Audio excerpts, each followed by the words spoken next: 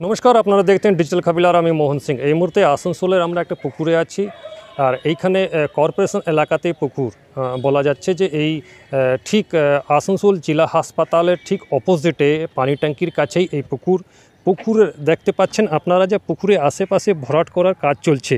কে বা কারা ভরাট করছে এইভাবে জলাশয়গুলোকে, এটা এখনও জানা যায়নি, কিন্তু দেখা যাচ্ছে যে বেশ কিছু এলাকা এখানে পুকুরকে ভরাট বলা যায়, পুকুরের আশেপাশে যে ভরাট সে কাজটা চলছে। সাধারণ মানুষ, এলাকার মানুষ ক্যামেরার সামনে না বললেও তারা অভিযোগ করছেন যে অনেকটাই পুকুর আস্তে আস্তে দখলদারি হয়ে যাচ্ছে, অর্থাৎ পুকুরে যে পার্টগুলো সেইটাকে ভরাট করে দেওয়া হচ্ছে। অর্থাৎ দেখা যাচ্ছে যে আপনারা দেখাতে পারেন পাশেই পুকুর আছে, পুকুর দেখতে পাচ্ছেন, পাশেই পুকুর আছে। আর এই যে পুকুরের পাশেই দেখা যাচ্ছে ভরাট, আর আমার পিছনে ঠিক দেখতে পাবেন এইদিকে ভরাট করা চলছে।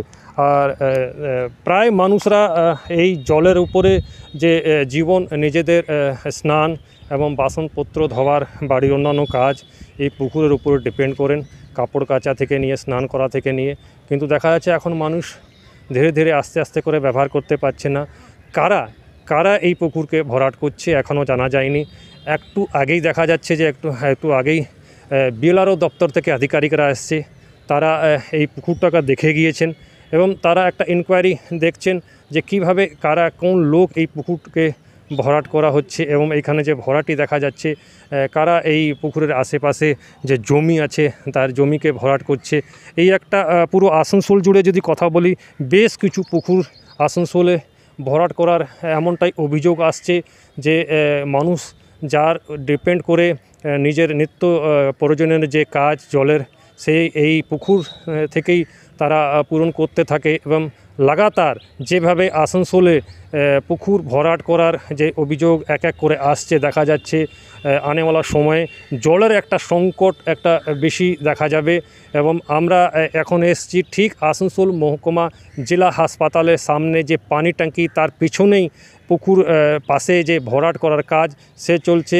একটু আগেই দেখা গেল যে বিএলআরও আধিকারিকরা তারা নিজেই এসে এই পুকুরকে দেখে গিয়েছেন এবং দেখার সময় তারা এখন রিপোর্ট চাইবেন, কিন্তু আমরা যখন কথা বলি তাদের সঙ্গে, তারা কিন্তু আমাদের সঙ্গে, সংবাদ মাধ্যমের সঙ্গে কথা বলতে চাননি।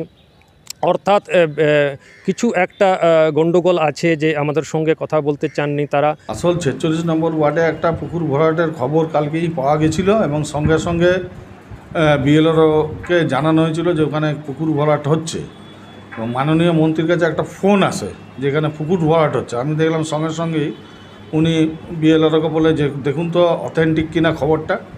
তো তারা আজকে সকালে গিয়ে দেখেছেন। কিছুদিন আগে ওখানে একটা কি পার্কিংয়ের জন্য নাকি গ্রাম্য কমিটি আছে ওদের, তারা নাকি করছিল, কিন্তু পুকুর ভরাট করা তো কখনোই উচিত নয়। তো যদিও করে তাহলে তাদেরকে বিএলআরওর কাছে পরামর্শ চিঠি আদান প্রদান করে যে আমাদের ওখানে এই জিনিসটার দরকার বলে যদি করতো তাহলে মনে হয় এই অসুবিধা হতো না। তো আজকে ওনারা দেখে এসছেন, হয়তো চিঠিপত্র করে দেবে গ্রাম্য কমিটিকে। আর আসানসোল কর্পোরেশন এলাকায় আমাদের কাছে খবর এলেই আমরা সঙ্গে সঙ্গে ব্যবস্থা নিচ্ছি, কারণ পুকুর ভরাট করা যাবে না। দিদির একদম শক্ত নির্দেশ যে ভাই পুকুর ভরাট হলেই তাকে সঙ্গে সঙ্গে ধরে এনে ঢুকিয়ে দেওয়া হবে। দেখুন, আমরা তো অতীতে অনেকবার করে ওনাদের কাছে আমরা জানিয়েছি, চিঠির মাধ্যমেও জানিয়েছি। আপনারা দেখতে পাচ্ছেন পুরোপুরি কর্পোরেশন যেটা পুরোপুরি দুর্নীতিতে চলছে। কর্পোরেশনের মধ্যে কোনো গরিব মানুষের কথা বা সাধারণ মানুষের কথা ভাবার ওনাদের কাছে সময় নেই। ওনারা প্রমোটারদের দৌরাত্ম্যতেই চলতে চাইছেন, এবং কর্পোরেশনের যে অধিকার, সেই যে জনসাধারণের যে অধিকার, সেই অধিকার থেকে জনসাধারণকে বঞ্চিত করছে। অনেক চিঠি দিয়েছি আমরা, অনেক রকম আন্দোলন করেছি, ওনাদের কোনো রকম কর্ণপাত নেই, কোনো রকম চক্ষু খুলছেন না ওনারা। তাই আমরা আগামী দিনে সিদ্ধান্ত নিচ্ছি যে সকল জনসাধারণ, আমাদের আসানসোলবাসী, আমাদের প্রাণের শহর, এই শহরকে বাঁচাবার তাগিদে আমরা সকলে মিলে বৃহত্তর আন্দোলনে নামব, ভারতীয় জনতা পার্টি এবং জনসাধারণের সকলের সান্নিধ্যে।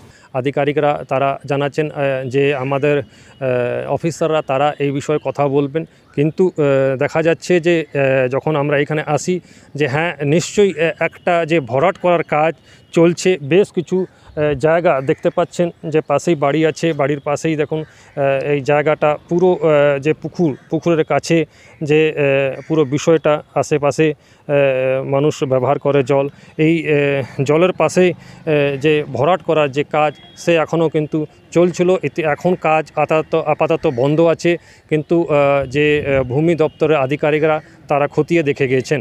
আসানসোল থেকে ডিজিটাল খবরিলালের জন্য মোহন সিং। ডিজিটাল খবরিলাল, খবর আপনাদের, নজর আমাদের।